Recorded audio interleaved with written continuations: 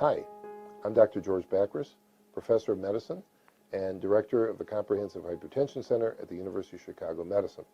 I'm a nephrologist and hypertension specialist, and I'm here today to give you tips on hypertension management in high-risk patients as well as the general population.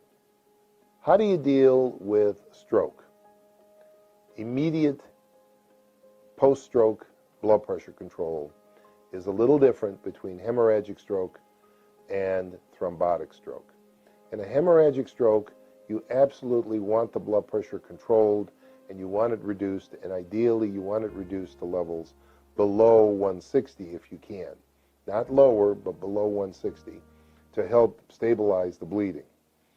Within 2 to 3 days, under both conditions, you can reduce the blood pressure down to 140. For thrombotic strokes, the urgency in lowering the blood pressure is not as great, but you do need to reduce it to levels below 180, between 160 and 180. Why not get it lower in that first 24 to 48 hour period?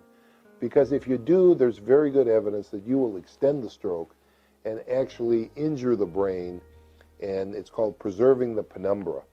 And so you really want, in that first acute period of 24 to 48 hours, reasonably elevated pressures, but lower than what you normally have.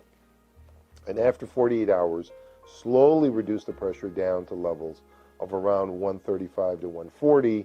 And then certainly after a week, you want to reduce them down to less than 130 if you can do that.